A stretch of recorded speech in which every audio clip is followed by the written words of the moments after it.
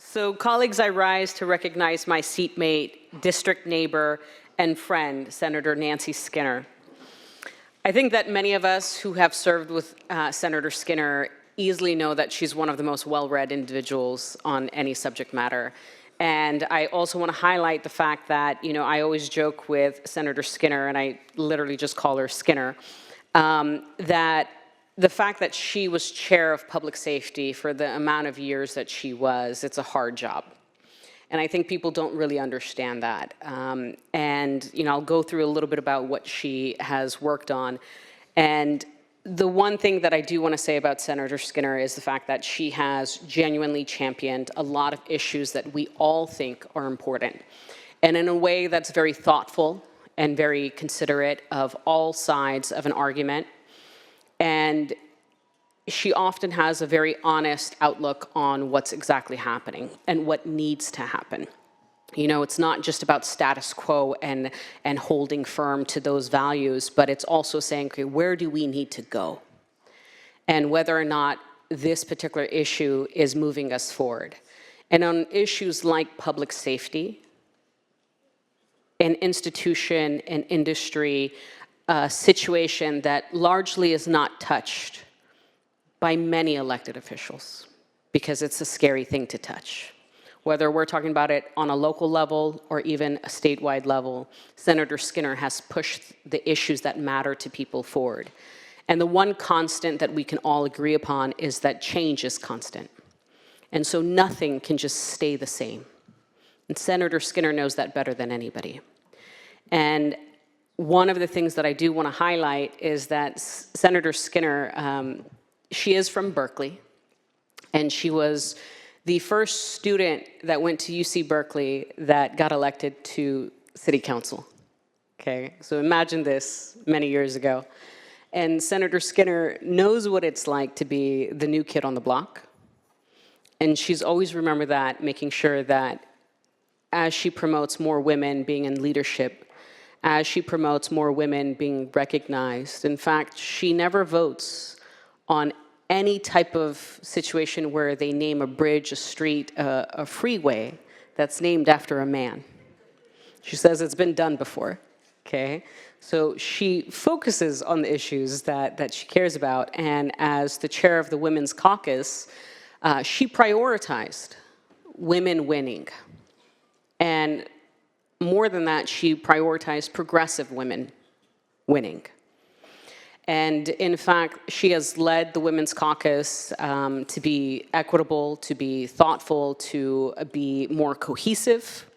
And the reality is that when I won my seat and I was running, the entire time, Senator Skinner would call to check in.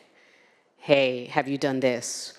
All you need to do is this. You need to talk to this. And when I finally won, she had a conversation, I won't forget it, and she told me, okay, so here's the lowdown on the Senate. This is what you're gonna have to do. This is the structure. Think of this person as the city manager, this person as the city clerk, this person as that, just to let me know how this institution operates. And she told me, you could piss off anybody you want if you care about the issue, but there's roughly 3 people you don't piss off. And I said, okay, let me write down their names. And she said, you don't piss off Kimberly Rodriguez. Okay? And you don't piss off Bernie. And you don't piss off Secretary Contreras.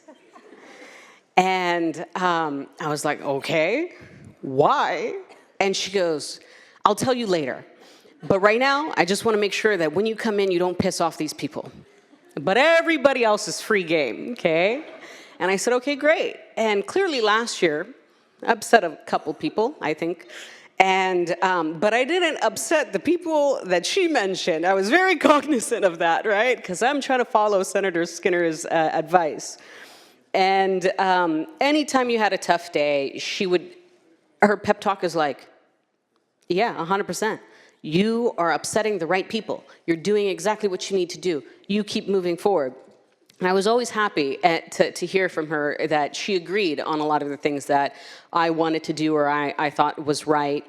And oftentimes, you guys all know I can't sit still, but when I would sit in my chair, Senator Skinner, who my entire time with her here, she wore a mask, and I'm a little hard of hearing.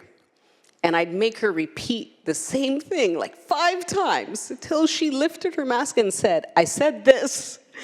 And we would debate about, why'd you vote this way? Why'd you vote that way? And it was always a good, robust discussion, always filled with jokes and, you know, just honest humanity. And she would know that sometimes when you would do something that was tough, that it's also hard, right? That sometimes it leads you to being upset. Sometimes you have things going on in your personal life. Sometimes you have things going on that, you know, you're having a bad day. And I think Senator Skinner knows that, and she brings an honest ear, a supportive word, and a lot of just encouragement. And I want to say that Senator Skinner is a brilliant, tough, and thoughtful legislator. If there was a just or righteous cause that needed a legislative solution, you know, she was one of the first people that would lead the change. In California, college athletes have the right to earn money from their name, image, and likeness because of her. She opened up police misconduct records for the first time in 40 years during her tenure. She overhauled California's unjust felony murder rule. And she established the first in the nation gun violence restraining order, otherwise known as red flag laws. And she ensured that college students, K through 12 students, had access to food, the most basic things. And anyone involved in the East Bay knows Senator Skinner. They know she's a principled leader who's always thinking about those who do not have a seat at the table. Her career as an elected official spans 40 years so far: Berkeley City Council, East Bay Regional Park Board, Assembly, and Senate. And when she wasn't an elected official, she was championing climate policy across the nation. Again, I said she's from Berkeley, and she was the ultimate tree hugger. In the gallery now are a number of Senator Skinner's former staff, who just clearly shows, you know, the fact that they're trying to honor her because she has served with them and they respect the work that she's doing. After 40 years of this work, she has also earned a break.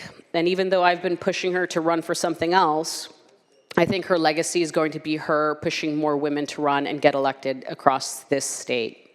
In fact, we're on the brink of parity in representation of men and women in the Senate, and Senator Skinner had a huge hand in that through her leadership as chair of the Legislative Women's Caucus, as well as her roles encouraging women to run for higher office. And I want to highlight the fact that she was one of the people that supported Congresswoman Barbara Lee to run for office. And the mere fact that she continues to do that and continues to, you know, encourage other women to run clearly shows what she values most, and that is representation.